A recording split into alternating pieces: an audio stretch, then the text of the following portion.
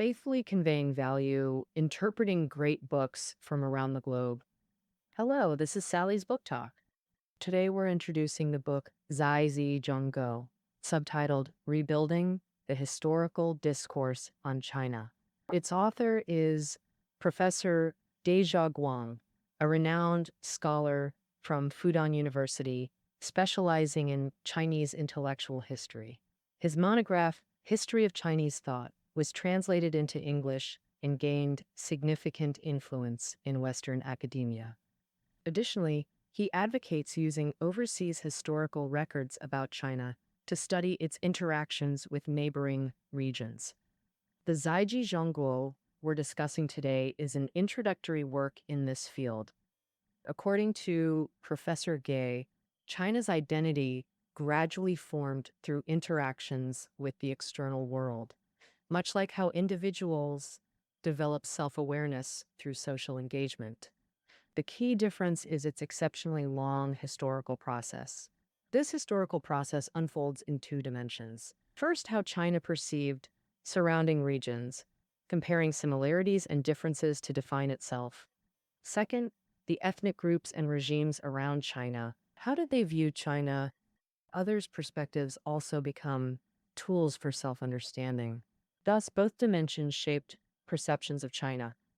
Before exploring the book, let's examine its title, Zhai Zi. The term China originates from an inscription on the Hezun bronze vessel of the Western Zhou dynasty. This inscription contains the earliest known written appearance of China. It describes King Wu of Zhou establishing the eastern capital in Luoyang after conquering the Shang dynasty. Thus, Zhai Zi China originally meant establishing a capital at the world's center, with China signifying the central realm. In later eras, the concept of China continuously evolved through history. Now we'll explore China's conceptual evolution in two parts. Part 1 examines how China viewed surrounding regions and the external world. Part 2 focuses on how the surrounding world viewed China. Part 1, China's perspective on neighboring peoples and events. Here we see two major shifts during the Song dynasty and when Matteo Ricci arrived in late Ming China. Let's begin with the first turning point. Before the Song dynasty, China was more of a cultural and ritual concept. People then called themselves Huaxia, viewing surrounding groups as barbarians. The Hua-Yi distinction had formed by at least the Warring States period. Back then, the Chinese combined experience and imagination to position themselves as civilization's center, with neighboring peoples seen as culturally inferior barbarians. This worldview resembled a chessboard expanding outward from the center. The capital, where the Son of Heaven resided, marked the core, surrounded by Huaxia territories, then Yi and Di regions beyond. Thus, during the Spring Dash, Autumn, and Warring States periods, labels emerged: Southern Man, Northern Di, Eastern Yi. Western tribes were called Zhong. Collectively, these non-Huaxia groups defined China by contrast. Pre-Song texts frequently juxtaposed China and the four barbarians. As Mencius wrote, "Rule China and pacify the four barbarians," meaning monarchs should govern China while managing neighboring peoples. But back then, the Hua-Yi distinction was cultural. Embracing Huaxia culture transformed barbarians into Huaxia, Chinese people. Han scholar Yang Shang argued the Hua-Yi standard was ritual practice. Those without Chinese rituals were barbarians. This view prevailed through Tang times. Rarely challenged by rival civilizations, ancient Chinese confidently equated ritual compliance with Hua-Yi identity. Ethnicity and geography were irrelevant. Historian Chen Yanke noted, during the northern-southern dynasties, those adopting Han culture were considered Han. Those adopting Hu customs were seen as Hu. Regardless of bloodline differences from Han, it wasn't debated. Seriously though, the Tang imperial family itself had Hu ancestry, yet this didn't undermine Tang's identity as a Han Chinese dynasty. But this cultural definition of Chineseness shifted during the Song. By the Song era, China emerged as a distinct ethnic consciousness. When mentioning China's historical dynasties, people immediately think of the Han and Tang dynasties. However, He Zhao Wang points out that China as a concept of ethnic consciousness actually became prominent during the Song dynasty. Earlier, we discussed that the distinction between China and the four barbarians was primarily cultural. Barbarians could become Chinese by adopting rituals. However, by the Song dynasty, this cultural based distinction between Hua and Mi gradually shifted. It shifted to an ethnic based distinction. This change was closely tied to Song's international environment. Although Tang faced powerful Turks, the Tang emperor was sole ruler, infecting neighbors as vassals. Emperor Taizong was even called Heavenly Khan. But in Song times, things reversed. Liao and Western Xia emerged northward, then Jin, and finally Mongols. With surrounding regimes too strong, the Song court held no advantage against minority powers. Han and non-Han regimes became diplomatic equals. By the Southern Song era, the court even submitted to neighbors, paying annual tribute. Thus, under foreign pressure, Song grew tense, developing self-awareness against differences. This became ethnic consciousness. Under this strain, Song began demarcating borders, clarifying boundaries that enabled China's national concept, border awareness being vital to nation-state ideology. In Song, especially Northern Song, border demarcation records multiplied. For instance, Shen Kuo, author of Dream Pool Essays, negotiated Song Liao borders under Emperor Shenzong. Delimiting territory meant a finite state, not boundless empire. Once border consciousness formed, Song scholar officials couldn't simplistically believe Hoxia culture dominated the world. They had to seriously engage other nations and foreign civilizations distinct from Hoxia. This led to two consequences. First, restricting foreign entry or exit, confining residence zones, even banning book imports or exports. Second, resentment toward foreign religions' customs, a nationalist stance. If not our kin, their hearts differ. For example, when cremation was introduced to China, this foreign practice clashed with traditional Huaxia burial customs, leading to persistent opposition from figures like Sima Guang and Zhu Xi, ultimately resulting in its prohibition. Moving on, we've now covered the Song dynasty turning point, China's shift from a cultural concept to an ethnic identity. Through this process, China gained clear boundaries. But what exactly lay beyond them? This brings us to Chinese knowledge of overseas regions. A quantum leap in ancient Chinese understanding of foreign lands came with Macho Ricci's arrival in late Ming China, our second focal point.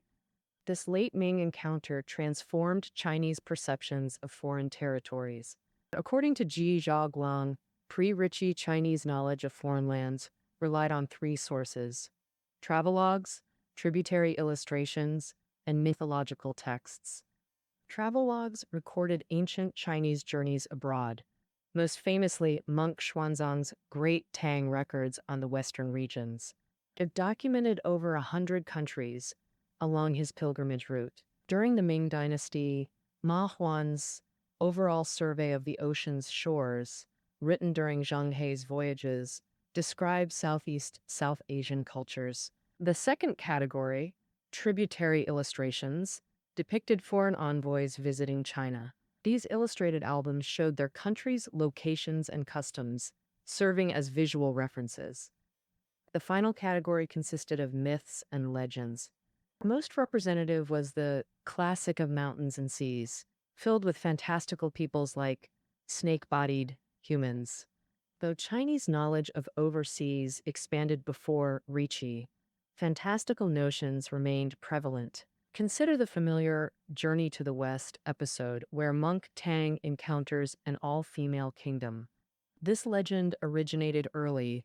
The classic of mountains and seas already mentioned such kingdoms, Yet Yuan dynasty texts, like records of foreign lands, still treated them as factual. This resulted from reverence for classical texts and dismissive attitudes toward foreigners, creating a hybrid of reality and fantasy.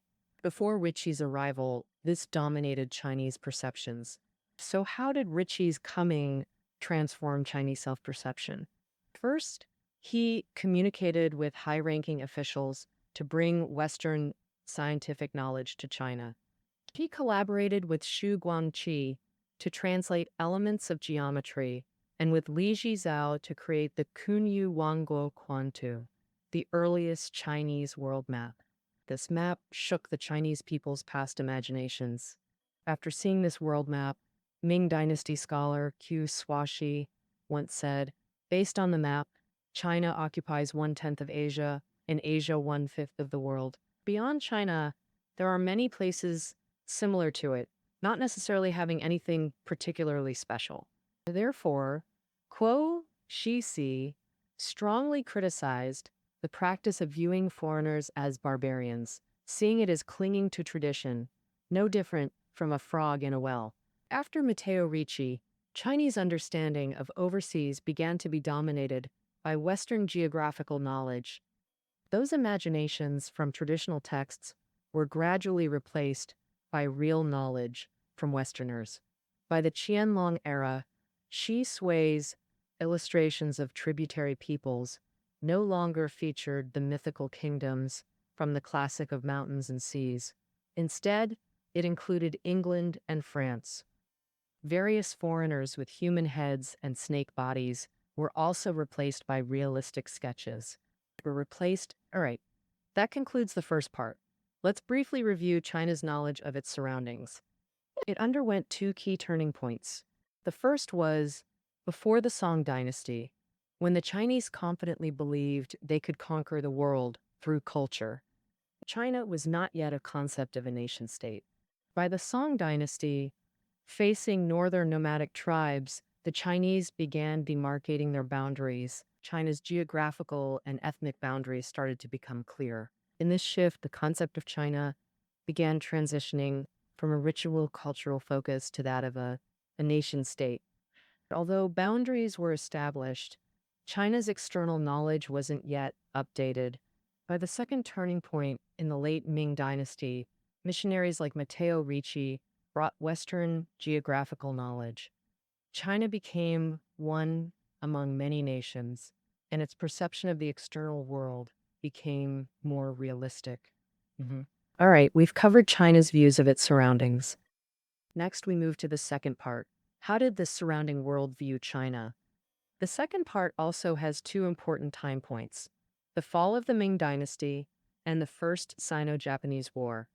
Long. At these 2 points, it particularly discusses the perceptions and attitudes of China's neighbors, Korea and Japan, towards China. First, we must consider the fall of the Ming Dynasty. And this event profoundly impacted Korea and Japan's perception of China, causing cultural dislocation among the three nations that sent them down divergent paths. Before the Ming era, China held absolute dominance in East Asia, with Korea, Japan, Vietnam, and others adopting Chinese characters and political systems, and religious doctrines too. For example, in Sino-Japanese cultural exchange, Japan's Kantoshi missions are most familiar. From early 7th to late 9th century, Japan dispatched over a dozen diplomatic missions to Tang, China, to study its culture. Monk Kukai, who accompanied one mission, returned with numerous Buddhist scriptures. These profoundly influenced subsequent Japanese Buddhism. By late 16th century, after unifying Japan, Toyotomi Hideyoshi sought territorial expansion. Japan first invaded Korea, and Ming China, as suzerain, repeatedly sent troops to protect its tributary state. Korea regarded Ming as its savior, always seeing China as civilization's center. But in 1644, Ming fell, and Japan and Korea watched helplessly as Manchus from the northeast took control. Thus, some Koreans who embraced the Yi concept claimed Qing was barbarian rule, Cultural China perished with Ming, and authentic Chinese civilization transferred to Korea or Japan. Consider Korea. After Ming's fall, though submitting to Qing under duress, they genuinely believed themselves the true China. Their envoys to Beijing weren't paying homage to the Son of Heaven. At best, it was a business trip to Yanjing. So Korean envoys renamed their travel records from Tribute to Heaven route to Journey to Yanjing route. And moreover, Koreans persisted wearing Ming-style attire, neither adopting Manchu hairstyles nor clothing. They scorned Han Chinese who changed attire to please barbarians, as some Koreans declared. Today, only our nation preserves true Chinese institutions. Similarly, Japanese were astonished by Qing visitors. Their dress differed vastly from imagined Chinese civilization. When King sailors inquired about Japan, the Japanese viewed them with suspicion, especially fearing Qing invasion. Thus, East Asia's three nations diverged after Ming's fall. Though Qing still expected tributary visits, China's perception of neighbors and Korea and Japan's view of China had misaligned. Neighboring states no longer saw Qing as inheritor of Chinese culture. East Asia's cultural community began dissolving. But this didn't significantly impact China's self-perception yet. Neighbors' views truly shook Chinese self-awareness. At the second turning point, the First Sino-Japanese War. Its hallmark was Japan's Asianism, replacing Sinocentrism, reshaping East Asia's political landscape. After Japan's Meiji Restoration in 1868 transformed it into a modern nation, Asianism emerged. Asianism aimed for Japanese-centered control over backward Asian nations like China or Korea to counter Western colonialism. Japan thus initiated wars. Victory in the 1894 Sino-Japanese War strengthened its self-image as Asia's leader. Japan's 1904 victory over Russia in the Russo-Japanese War further inflated this into hegemonic ambition. So how did China view Japan's Asianism? Simply put, China rejected it. Sergei Zhaowang, though some Chinese intellectuals opposed Western imperialism, their envisioned Asia remained China-centered, not Japan-centered. Fundamentally, Japan's Asianism was one-sided, merely Japanese wishful thinking. Thus, Asianism largely meant Japan's Asianism, not China's. Incorporating China and Korea into Japan's Asia directly challenged China's traditional centrality. This shared East Asian heritage rhetoric masked Greater Japanism. Ultimately, Asianism became theoretical basis for Japan's militarist Greater East Asia co-prosperity sphere. While promoting Asianism, Japanese academia also launched Manchuria, Mongolia, Tibet studies. So-called Man-Mongol Hui Tibetan studies refer to Japanese academia. Research on China, Northeast China, Mongolia, Xinjiang, Tibet, and Korean history and culture. The Japanese did this with the intent to deny that China's border regions belonged to China, thereby incorporating the Manchu, Mongol, Hui, Tibetan areas under Qing rule into their imagined new East Asian order. Following the First Sino-Japanese War and China's defeat, Japan's territorial claims against China grew increasingly aggressive. Although modern academia emphasizes separating scholarship from politics and maintaining academic independence and freedom of thought, in reality, scholarship and politics are hard to completely sever. This was very evident in modern Japanese academia. For example, renowned Japanese scholar Shiratori Kurakichi and others conducted in-depth investigations in Northeast China and Korea starting in 1908, compiling and publishing the Manchuria-Korea Historical Geography Report by 1915. 16 years later, in 1931, the September 18th incident erupted, and this material became crucial in aiding the Japanese Army's invasion of China and colonial rule in Northeast Asia. So, how did Chinese scholars respond to this Man-Mongol Hui Tibetan research? The most typical example is the September 18 incident. Afterwards, in response to Japanese scholars' research on Northeast China, Chinese scholars addressed the Northeast issue, notably historian Fu Xinian, known for advocating that history is the science of historical materials. Fu Xinian specifically wrote Outline of Northeast History to refute Japanese scholars' claims that Manchuria and Mongolia are not part of China.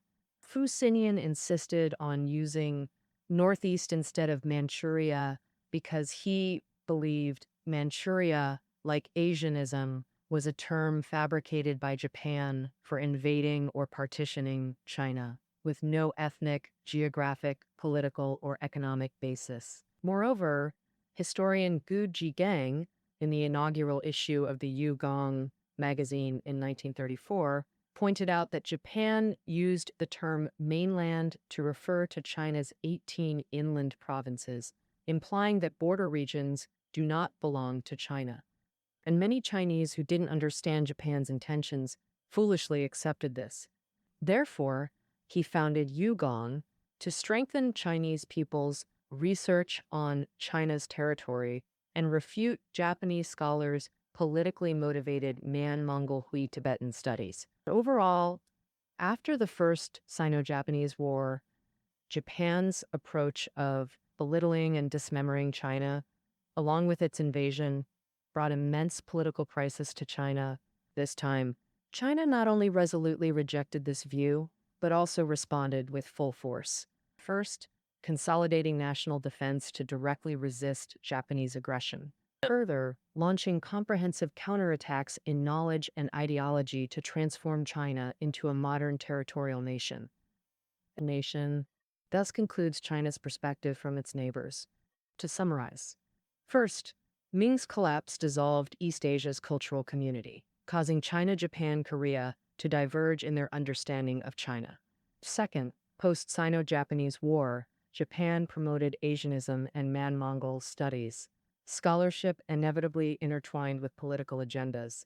Japan relentlessly diminished and dismembered China, seeking political military dominance over East Asia. This deeply provoked Chinese intellectuals, forcing them to clarify China's conceptual origins and respond decisively. Thus, the concept of China has undergone exceptionally complex historical evolution. From China's perspective, it transitioned from cultural concept to nation-state. Equating China with modern territorial sovereignty is very recent. Clarifying these ideas allows us to view historical aspects historically and contemporary issues through realistic, careful consideration. This may be the book's greatest value for modern readers.